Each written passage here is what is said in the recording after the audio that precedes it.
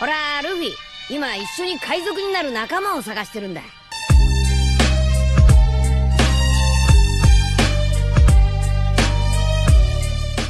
Hello guys, welcome to my channel The Wandering Zoro, your go-to destination for anime-related content. And if you're new here, don't forget to hit that subscribe button and turn on notifications so you never miss out on our latest videos. In today's video, we're going to be diving into part 2 of the series. So be sure to stick around until the end, and let's get started. The whole gym was silent. Well, except for Nizu, who's laughing so hard that his tea is spilling all over the place. Izuku just broke out of Vlad's blood prison, the blind teen covered in stains, his face split into a terrifying smirk. The teen faced his opponent. Eraserhead threw his capture gear and strapped Vlad so he could pull him back. You said I need to fight you both? The teen spoke. The way he talked was somehow different, slightly disturbing the heroes. Recovery girl, he called. Izuku was still facing the two heroes in front of him, Vlad still being shaken from the teen's action, but is quickly recovering. The old doctor looked at the teen after eating another gummy bear. I take no responsibility in this fight. Whatever happens, happens. The teen stated while rushing at the two. I just hope Recovery Girl can fix you too after I finish beating the hell out of you. The teen yelled, but his hands suddenly got bound by Eraserhead's scarf, the underground hero pulling on the teen. But to his surprise, he was the one that got yanked to the kid. Izuku using his superior strength to pull the hero to him, flipping out of the way so the hero wouldn't crash on him. The teen escaped his binds and did a front flip, extending his left leg to stomp the downed hero. But the sleep-deprived man quickly getting out of the way and pushing himself up to a fighting stance, his binds flying straight for the blind teen once again. It is like fighting myself, thought Izuku, dodging the scarf once again. He was the first ever person to escape that many scarf catch attempts from the Eraserhead. The teen was smiling the whole time while dodging and rushing the underground hero. He's trained well. He doesn't rely too much on his eyes. He also uses the air around him and the sounds happening. The teen then crouched under a grapple attempt by the stealthy Vlad King. Izuku then planted his hands on the ground and lifted himself, kicking Vlad on the chin, disorienting the pro. When Izuku kicked Vlad, he also managed to carry himself to his feet once again, and easily dodging a roundhouse kick that Eraser threw. Crouching, Izuku suddenly blocked an incoming knee strike, then smirked at the hero and promptly executed a left hook to the knee, then uppercut elbow strike and launched back the hero using a heavy push kick. Eraserhead is being disturbed by how amazing the teen is in hand-to-hand combat. From where he knows his opponent is striking to how to counter them perfectly. Looks like you were busy, old man. He thought, but hissed at the pain his chest felt. How strong is this kid? Nizu was casually drinking tea now, his demeanor going back to his professional rat god state. He, the other heroes, and Sakachi are all watching Aizawa, and can get handed to them by a blind teen. Izuku, moving swiftly from one hero to the other. It was like he was in his natural habitat. His strikes were powerful, indicated by the grunts coming from the two pros. He moved like water, flowing, dodging, or getting over the obstacles in his way, and the way his smirk didn't once faltered when he started to fight the two. That made Nizu very, very happy for some reason. Watching the teen fight made them realize they didn't know anything about fighting. The kid moved with such finesse it was almost hypnotic, from his fancy show-off flips to his broad knowledge of forms for fighting. Nizu counted 5 or 4 fighting styles already, and the fight just began. From precise movements like Muay Thai to open and freestyle types like those of Capoeira. And Nizu feels if he gave Izuku some weapons, he would definitely show more of his skills. He was about to ask for them but got stopped by Recovery Girl. I know what you're planning, and I don't approve, said the veteran hero. Foo foo foo. The mother-father snickered. You know me so well, Chio. The animal grinned and just sat down and watched. Mike, watch over Nizu, ordered the doctor, while Hizashi was shaking with fear when his boss looked at him with his little beady eyes. This kid's a freak, Ken thought while recovering from the kick Izuku executed. How the hell can he predict and know where we are? He pondered while charging at the teen again. Izuku, sensing this, shifted to his right and threw in a body kick, but got his legs trapped in Vlad's vital fluid. Izuku, effortlessly striking the hardened liquid like it was styrofoam and breaking free. but also not being able to dodge every strike getting thrown at him at the same time. Vlad and Aizawa found an opening after the teen broke free and greedily exploiting that opening by striking the teen's face. When they did finally landed a hit, Izuku's smile just widened from the impact. "Congratulations, it took you two to land a single hit," he said while having his head down. "But really?" he asked, showing his wicked smile to the heroes. "You dare strike a devil?" he asked with his head tilted. The two pros suddenly got hit in the stomach by Izuku, the teen doing a brutal split kick, launching the heroes back. What the hell? Aizawa thought, ignoring the pain in his midsection to stare at the teen. How did he move so fast? Did he teleport? I didn't even sense his presence move. The underground hero groaned while standing up. What the hell was that? He calmly asked while Vlad was staring at the teen, terrified for his life. He really is. The devil. You said you didn't have a quirk, so how did you move that fast? Aizawa asked, still staring down at the blindfolded young man. Izuku's smile slowly starting to creep him out. I used my quirk on you. I didn't felt anything. So how did you move like that? He questioned, sweat slowly trickling down his forehead, his heartbeat steadily rising, not from the adrenaline, but from fear. Aizawa, Vlad managed to utter, "What the hell are we even fighting?" he asked, staring wide-eyed at the blindfolded teen in front of them, the teen's smile not weakening at all from what he's hearing. In fact, it's only growing and growing and growing. They wonder if it'll stop at some point. You see, the teen voiced, freezing the two in their place. He spoke cold, almost chilling, making the two uncomfortable. Izuku, facing the pros, let out a composed chuckle. When it comes to fighting, I'm the best. He spat, grinning from ear to ear, not because I know almost all the martial arts. No. It's because I fear nothing, the teen uttered, almost splitting his face in half with the way he's grinning. I know weakness. I know everything. I hear everything. I smell everything. And most of all, I see everything. That means I can face whoever I want, and I'll know. I'll win. The thing you're seeing is only the beginning. If you want to see more, you need to accept me to you. First. He suddenly laughed, going back to his earlier demeanor, completely switching back to his normal self again. You should have seen your faces. He laughed, pointing a finger at the two. You looked like you were about to soil yourself. He continued to laugh, easing the tension at the gym, and Vlad. Oh, Vlad. Ha ha ha. You really did wet yourself. Izuku kept laughing, almost collapsing on himself from sheer laughter. Nizu, please tell me you had that all filmed. Izuku laughed. Looking at Nizu, you can see the Chikion was also laughing. Oh, yes, I have it filmed. We will watch it after this interview. Foo. Can, please change into something appropriate while we discuss this furthermore. The Supreme Rodent laughed, and Izuku, please sit. Here, I already prepared a seat. For you, he called while pouring a new batch of tea. The staff, looking wide-eyed at the two calmly drinking tea and chatting while Aizawa's left, I started to twitch in irritation. What the hell was that? The staff all collectively screamed, wanting answers from both of them. What was what? Izuku asked, fluid still soaking his body while calmly drinking tea with a rat, dog, bear thing. Would you like some biscuits with your tea, Izuku? Asked the president. Here, eat as much as you like, he stated while pulling a plate of biscuits under the table. Why? Thank you, good sir, Izuku said, his white teacup already being tainted with the crimson fluid on his hands. And easy, screamed Recovery Girl, explain. Now. And you? Aizawa almost growled out, glaring at Izuku. Tell us how you did that, and don't nonsense us again. Sakachi, did you know they were going to do that? The detective just raised his hands in surrender. Aizawa sighed while snatching his sleeping bag from Mike and lying down in it, and promptly hissing from the pain his body felt. Explain. Now. He spat, fighting through the pain and drinking from a jelly pack.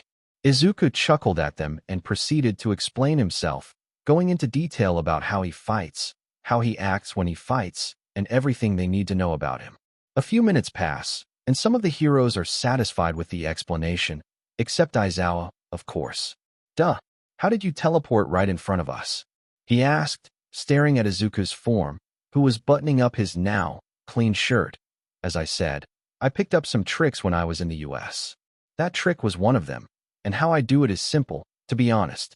he said while cleaning his face with a wet towel the heroes provided. How? Aizawa asked. Because I was sure you teleported. It's easy.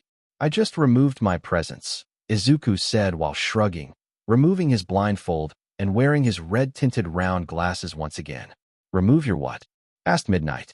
My presence. I learned it from a girl I used to date. She was surprisingly Japanese as well. Izuku informed while tying his necktie. Okay, but why did you say to Recovery Girl that you take no responsibility after the fight? Asked Ectoplasm. He too was drinking some tea. I was bluffing, Izuku shrugged. I still have control during that time. So I bluffed, and I was checking something. But it was a failed test. Okay, but can you really tell what we ate since 2 or 3 days ago? Samintas asked, eating a biscuit as well, because you informed us that you do. Yup. You ate a baked stuffed lobster with a side of potato salad. Your drink of choice was aged licked Bergweiler white wine. And you, the teen said, gesturing his teacup at Snipe, you ate a mighty fine T-bone steak with a pint of beer with. Izuku sniffed in Snipe's direction, making the hero slightly uncomfortable, a side of mashed potatoes. He shrugged, and you, he said, moving his head at Aizawa, who is on the ground close to the table where the conversation is taking place. Izuku, reluctantly, sniffing the air around the man. Really? He asked with a straight face. I've only met you for a total of 3 hours, and I feel like I already know you. The teen sighed while shaking his head slowly. Why? What did he have? Majima asked, drinking his own tea. He had coffee, Izuku informed. The other heroes not finding anything weird with that. Why the hell did you have coffee for breakfast, lunch, and dinner for the last 3 days? Izuku asked, a little weirded out by that. And how the hell are you still alive? Sheer willpower, said the sleep-deprived man, sipping from a cold brew coffee with a straw. Your life, your choice, I guess, said Izuku, tightening his belt around his waist. Anybody else wants to be creeped out as well? He asked. Okay, Midnight weirdly says, but what about that touch ability? You said you could read normal books by passing your fingers on the ink, but you could also feel the materials in people's clothes. Can you prove that? She asked. Sure, come here, he said, smiling at Namuri kindly, his beautiful white teeth working their magic. Namuri blushed at the teen, but also moved closer to him. May I touch your arm? It's rude to touch a lady without her permission, no? He asked, his smile almost having its own light source. Namuri nodded, blushing like a high schooler holding hands with their crush for the first time. Izuku slowly touched the woman's arms, moving his fingertips leisurely on the hero's arms, from her wrist to her shoulder, Izuku gradually taking his time. While that was happening, Hisashi was looking at Namuri weirdly, his eyebrows raised at his co-working blushing like it was the first time she's touched like that. To say that Namuri Kiyama was feeling hot was an understatement. She was biting her lower lip while looking at Izuku's stunning face. The sharp jawline, his cute nose, and she also caught a glimpse of his eyes behind his glasses. The striking Viridian eyes with a mixture of tragic white and gray.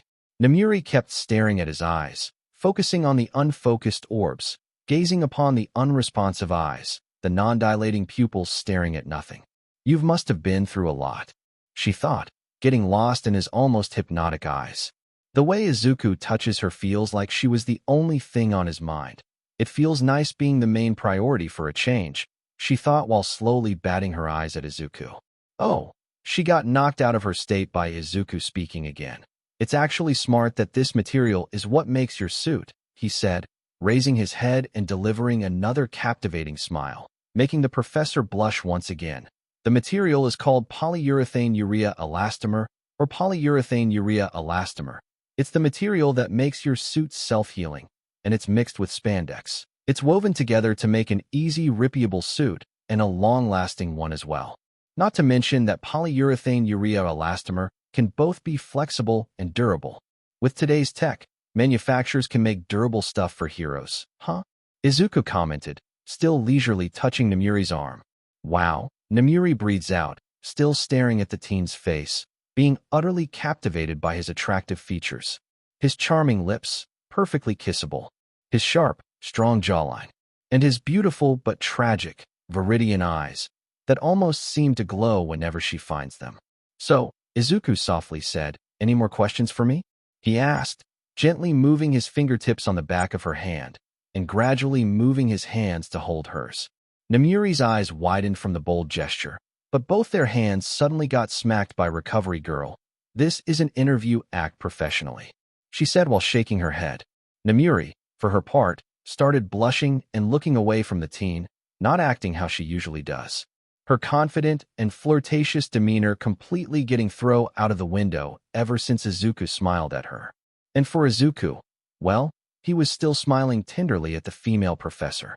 His gentle smile, making Nizu smile as well, the rat god thinking about how the kid is both sadistic and kind, perfect for a true successor.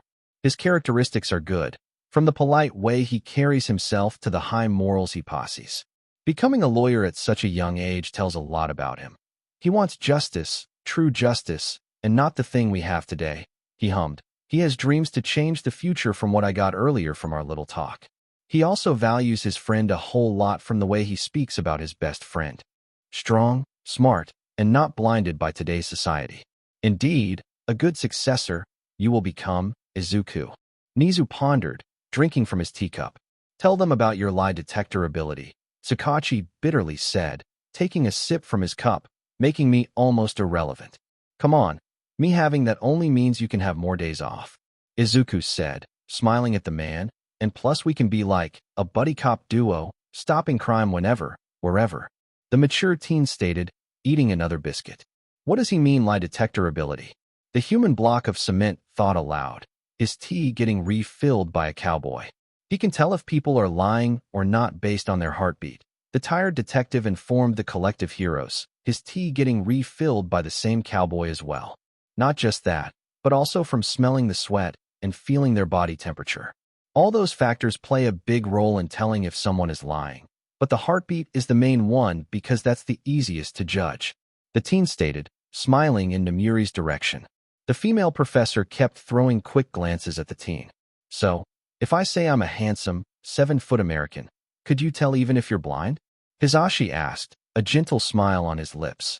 I don't even need to focus on your heartbeat to tell you that. No, you're not a 7-foot tall, handsome American, Mike-san. Izuku laughed. So who's more accurate? The detectives or yours? 13 asked, her helmet being down to enable her to drink her tea. We don't actually know, the detective said. Want to find out?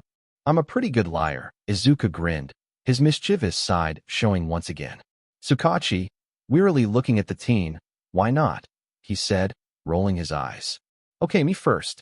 You ready? Izuku asked, the heroes all looking at the two. Yeah. The detective waved a dismissive hand. Okay, I am a 400-foot tall purple platypus bear with pink horns and silver wings. Izuku said, the heroes looking at the teen weirdly, except Namuri, the 18-plus hero, still couldn't look at the teen without blushing. They saw Tsukachi was about to speak, but suddenly got quiet. His bored look suddenly turned into an alarmed one. Wait, what the hell? He asked, looking at Izuku's grinning form. How did you do that? He asked, but his shoulders suddenly slumped down. Never mind, he sighed tiredly. I'm finished questioning things when it comes to you ever since that last case. He said, his eye bags just extenuating his tiredness. The blind teen snickered at the defeated detective. Enjoying his victory sip, he said that the detective should tell a lie as well. Okay, I was once a baseball champion in my high school days, Tsukachi stated tiredly, drinking his tea. True, Izuku answered after a brief second. Your heartbeat didn't increase or decrease. You didn't sweat. Your body temperature stayed the same.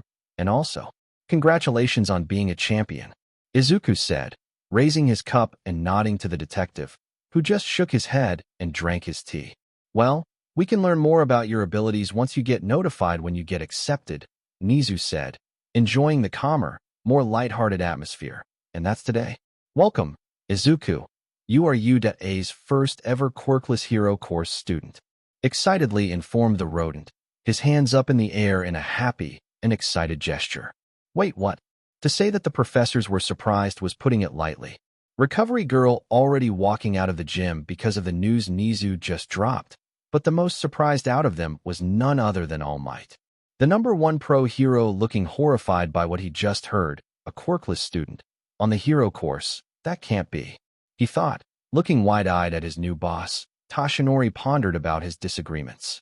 He might agree that the teen shows an excellent capability to hold his own in a fight, But being a hero is more than fighting. They also save those they can, be it before they get themselves in harm's way or in an emergency. I can't, with all my might, let someone head to their death on the battlefield. Toshinori was surprised that the words just voiced themselves out of his mouth, making the professors and deans look at him. The same goes for Nizu, Tsukachi, and the teen in question, Izuku. He coughed inside his fist. I'm sorry, but I can't. With good intentions, let young Midoriya join the hero course. He spoke, standing up. I agree with what Vlad was saying earlier. Villains use quirks to give them the advantage, and simply not having one is plain suicide when it comes to the hero world. He spoke sternly, surprising Nizu. You might, at some point, face a formidable villain that you can't defeat without a quirk. I admire your determination, young Midoriya, but I cannot allow you to continue with this. It is way too dangerous, he said, looking at the blind teen. Izuku was now wearing his suit, his white stick still on the table with the teacups. He bit at the biscuit Nizu offered, his teeth easily breaking the piece of pastry. The teen was silent, his head tilted to the side while listening to All Might's speech, the other pros looking at him and Nizu. I hope. The bony man got cut off by Izuku mumbling something he couldn't pick up. He then saw the teen stand up, brushing his blazer for the crumbs that fell from the biscuit. He watched the teen walk to him, the staff doing the same.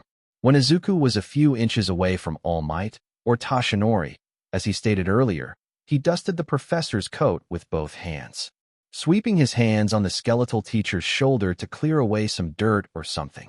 What do you think a hero is, Toshinori? Izuku asked, straightening his back while staring straight, not at the hero's face, just forward. Toshinori raised his eyebrows at that. Excuse me, but what was that? He asked politely. He was beginning to get unnerved by Izuku. He feels like the teen is staring right at him, even though the kid wasn't looking at him. It felt weird. It was making him uneasy in a way he couldn't tell. It felt like he was facing his biggest enemy dead in the eye, but in reality, he was just in front of a crowd of professors and a blind teen standing in front of him. Izuku fixed his blazer. I asked, what do you think a hero is, or would you like me to word the question better? He sarcastically questioned, tilting his head while he did. Word the question better? Is what Toshinori picked. He heard the teen the first time, but what kind of question is that? Of course, a hero is somebody that saves people. Even if they are afraid, they will still rescue them. Heroes will literally give their life to save the lives of the innocent. That's what a hero is, a person that sacrifices his life to ensure that the lives of ordinary citizens are safe. Okay, different question, Izuku said, raising his eyebrows for a brief moment and drawing a thin line across his lips. What makes a hero? Is it dreams? Courage? Strength? A quirk? Izuku quizzed, folding his hands behind his back. Well, a hero needs a strong will. They also need a strong belief in justice. But they also need immense courage to thrust their life in the sight of danger. Answered All Might. A brilliant answer coming from the #1 hero. But do you really think everyone that wants to be a hero is like that? Izuku questioned while Nizu was listening closely. Well, I would like to believe that yes. Everyone that wants to become a hero wants to do it for the betterment of our society, to help protect the city they grew up in, and to make the country a better place. The skinny man answered quickly, making Izuku raise an eyebrow at that. You get questions like that often, huh? He voiced, shaking his head. Never mind that. You were forgetting the one thing a hero needs to have, Izuku said, slightly tilting his head up. And what is that? All Might ask, taking a slight step back. Heart. A hero needs heart. Without one, they are just people with costumes on, lost souls wandering our world aimlessly. Without heart, we as humans can't live. Because what makes our wills strong is our beliefs. What gives us courage is knowing that people rely on us to keep them safe, to move forward and fight for them. Without a heart, you're just a vessel for a quirk and a brain.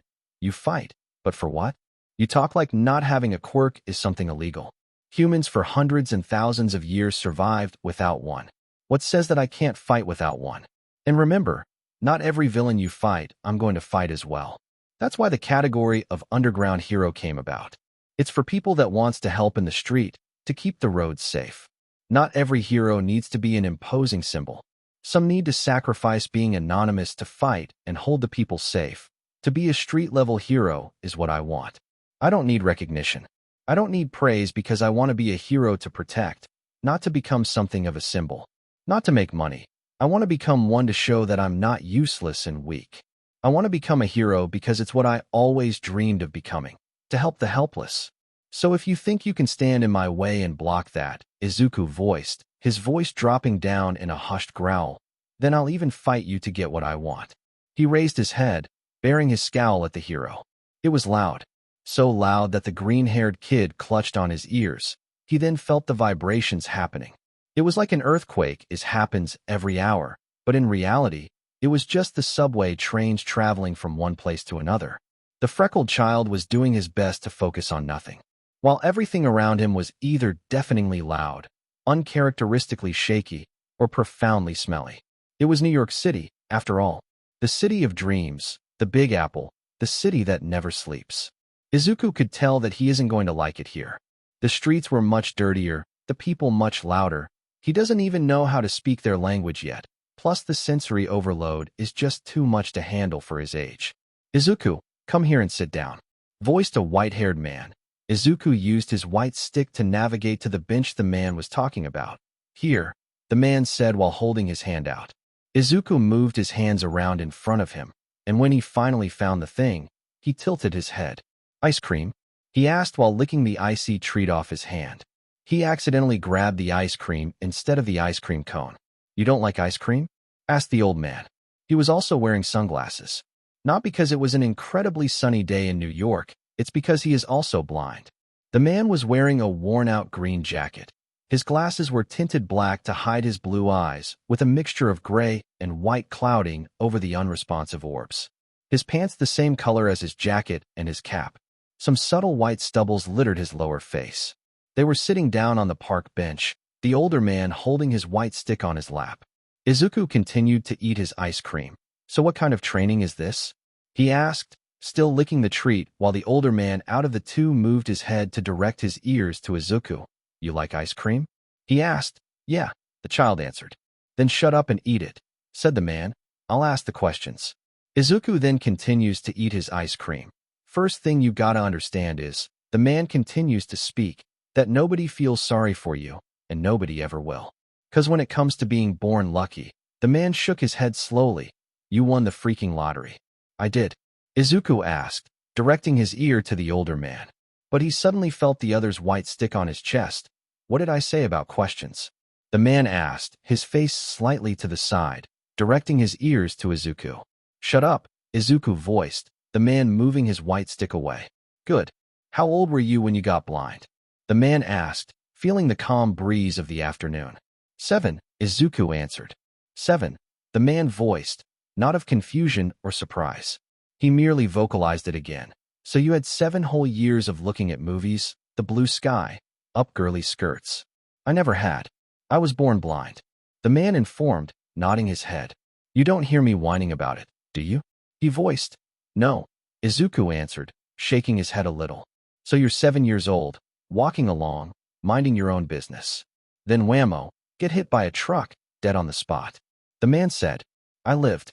Izuku corrected, shaking his head. You lived? The man voiced, sarcasm clear as day. Praise God. It's a miracle. So you survived the truck and get this chemical thing in your eyes. What next? He asked. I hear things, the 8-year-old voiced. What kind of things? Asked the older gent. Everything. The man focused his ears towards Izuku, coughs and fights. Cats meowing, sometimes blocks away. I sense things. I know where things are, and when they move. The kid paused, but I can't see it. You know what they call stuff like that? The man leaned close. Gifts, the special kind. Not those quirks people keep talking about, but the kind very few people have.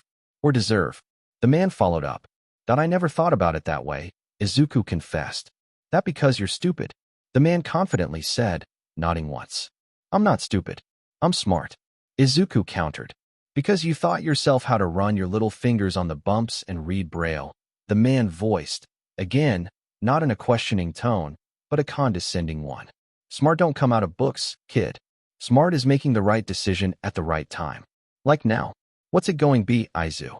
Are you off to spend your life crying and rocking yourself to sleep at night? Or are you going to dig deep and find out what it takes to reshuffle those cards life dealt you? Your call, the man voiced. Izuku moved his head to face the man, a small smile plastered on his face. Good choice, kid, the man said. The room felt immense pressure. Izuku was scowling at All Might, the #1 hero, looking at Izuku's eyes behind the red, almost black-tinted round sunglasses. The other heroes, not knowing what to do, just observed the two.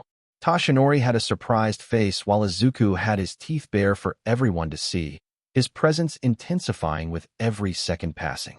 It almost felt like they were trapped in a room with a wild animal, the bloodlust almost suffocating them. So what's it gonna be, old man? Izuku asked, condescendingly tilting his head. If you think I'm going to be scared by your title, then you're dead wrong, you gaunt piece of trash. The young adult snarled. You're not gonna stop me, and Nizu knows that, he stated, pointing his finger to the furrowed brow rodent, who was sitting on his chair, a steaming teacup on his right paw. Gods and monsters recognize each other, said Izuku. He knows what he wants, he knows what I want. From the moment we talked, I knew that he noticed that I was interesting. His heart rate was beating a mile a minute in excitement. You really think that he'd allow you, a meager raw-boned man, to stop me from enrolling? You really think? Izuku spat.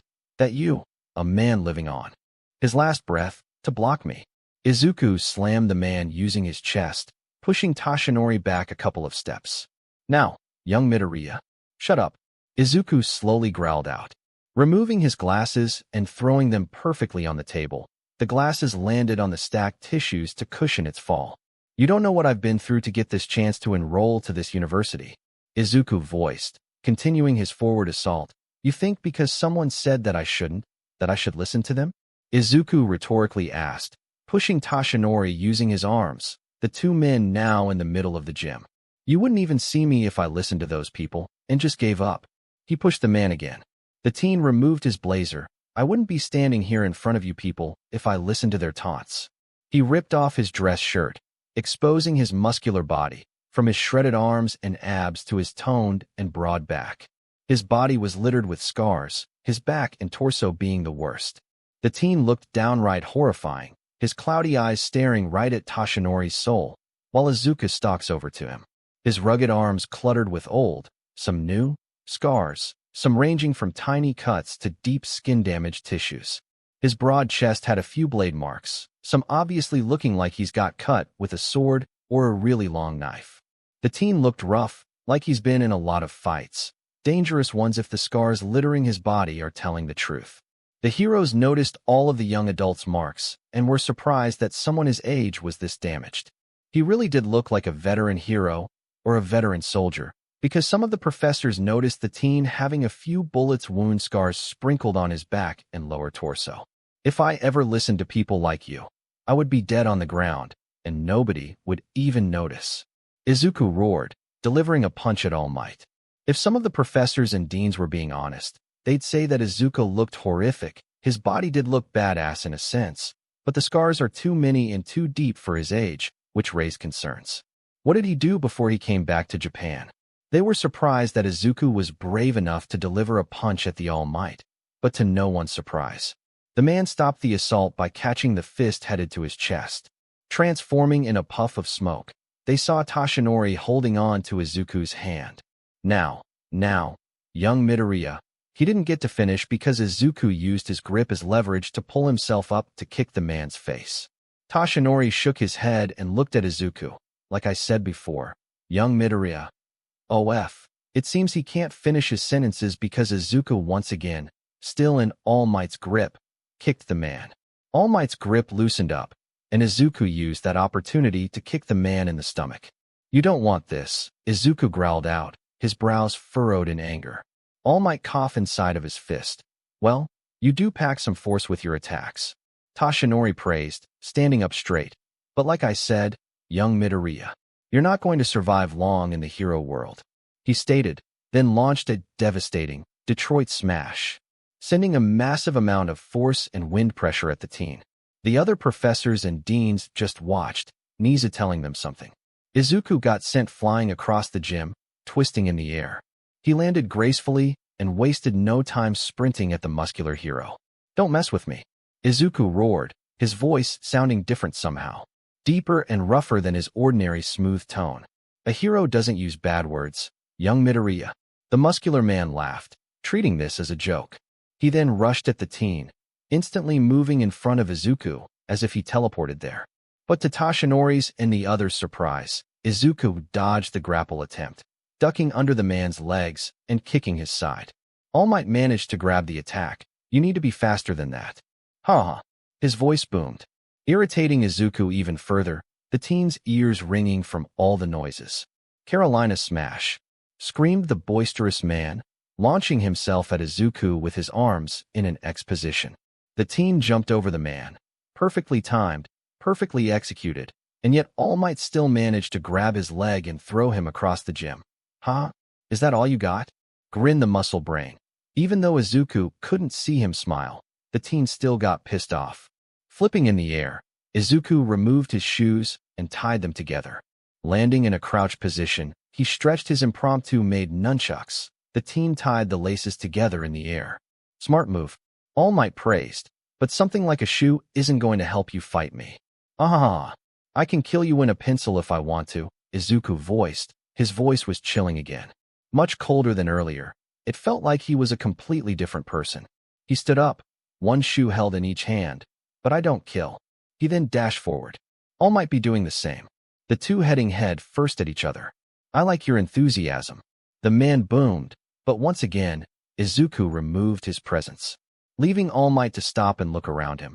It's fascinating that you can do that. You said you don't have a quirk, but it looks like you can turn invisible whenever you want.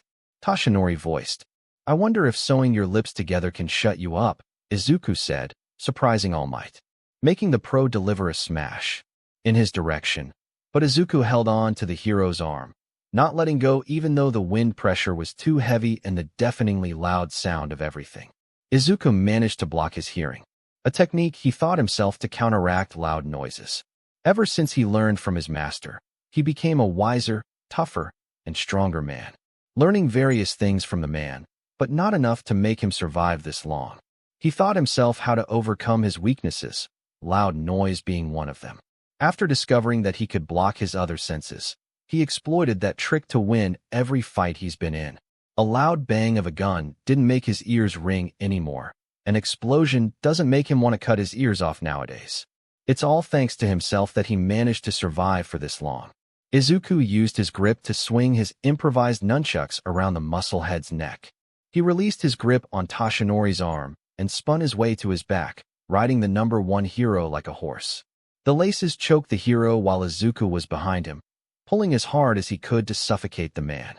All Might tried to reach behind him, but the lack of oxygen made him only grab the ripped shirt Izuku still has around his waist. Taking the discarded shirt, he pulled hard. Tashinori dragged Izuku off his back, breaking the laces around his neck, but before he could throw the teen again, Izuku extended his hand above his head to grab hold of All Might's hand and cracked a finger, making him drop the teen. All Might looked at his broken middle finger as he traces his left hand on his neck, where it started to bruise due to him getting choked. When he looked up, he saw a pair of socked feet heading straight toward his face. Ducking real quick, he threw in an uppercut, hitting the teen in the stomach, making him fly in the air, Izuku's dropkick failing magnificently. Enough, voiced All Might.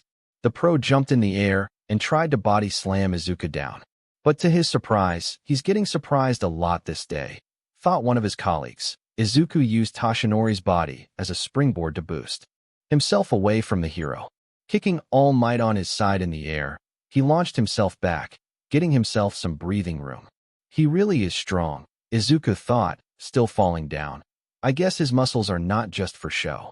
He mused to himself while landing in a roll to break his fall. When he landed, he sprinted to All Might once again, successfully hitting his mark this time with another dropkick. Tashinori, to his not-so-surprise anymore, transformed back to his small form and threw up. Izuku's airborne attack hitting his injury, and his drop-kick attack hit the thing again. But to everyone's surprise, Izuku still didn't stop sprinting at the gaunt man. The teen side flipping while kicking Tashinori in the face. Tashinori fell down, still coughing out, and Izuku used that opportunity to connect his hands together and smash it down the hero's head. But to his surprise, Aizawa caught his hands inside the man's scarf. Enough. You already beat him. Aizawa scowled, You win. You showed why we should have trusted you could take care of yourself. Now, stop being an idiot before we throw you inside a prison for the mentally insane." Eraserhead barked at the teen. The teen was hunched down, his fists bound by Aizawa's scarf. Toshinori was still coughing out, while Izuku was looming over his form. Emerald eyes with a cloudy gray hue shone with malice. It almost felt like the teen was looking at him dead in the eyes. "Don't tell me that I can't be a hero. It'll end you either in a ditch or 6 of your bones broken." Izuku growled out, his scowl not leaving his face. "That is enough, Izuku," he heard Nizu call out. "You showed, not only to Toshinori but to everyone present here, that you are more than qualified to be in the hero course. Fighting, and I would say, winning against the #1 hero proves how skilled, smart, efficient, and resourceful you are. But it also shows how dangerous you could be," Nizu stated, walking to Izuku's side. "That is why I will take you in, as a personal student." The rodent smiled evilly, his hands behind his back, while standing beside the teen. Looking at Nizu, you'd only see a rat looking very mischievous with a blind teen beside him, looking confused as hell.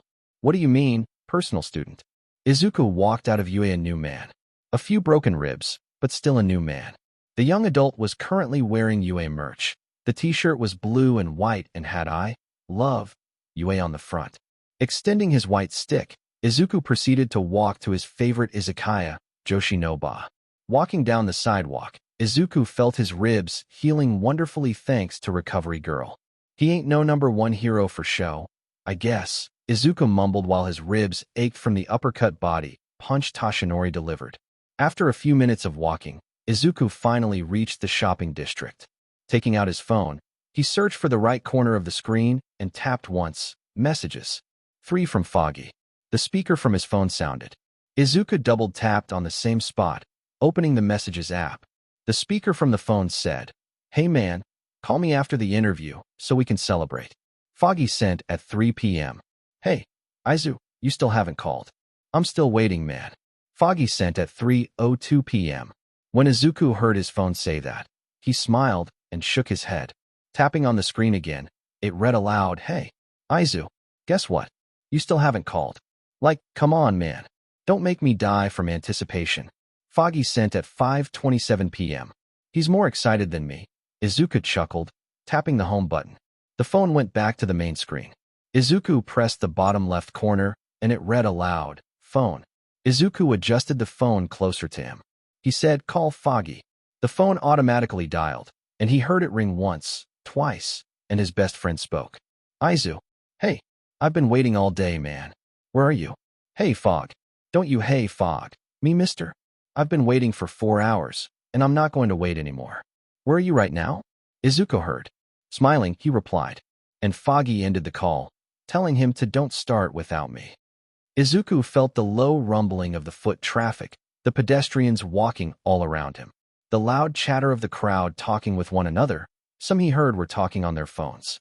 He smelled the petroleum coming from the asphalt the cars were driving on, the smell of rotten eggs and sulfur penetrating his nostrils due to the fumes of the traffic. A couple of minutes came and went, and he heard the distinct heartbeat of his best friend walking dash, running towards him from a few feet away. The tired and labored breathing of Foggy Nelson was a few blocks away before he heard his voice. "I see you." Smiling, Izuku braced himself, and then, after a couple of more seconds of waiting, his best friend crashed into him. After saying their greetings, Foggy wrapped his arm around Izuku's shoulder, and they started to walk to their favorite place. "Sue," Foggy excitedly said, shaking Izuku a little. "What happened in there, man? You gotta tell me." "Never mind. Let's get a drink first, and let's talk there." Franklin Foggy Nelson stood at a mighty 5 foot and 10 inches tall with his briefcase held in one hand.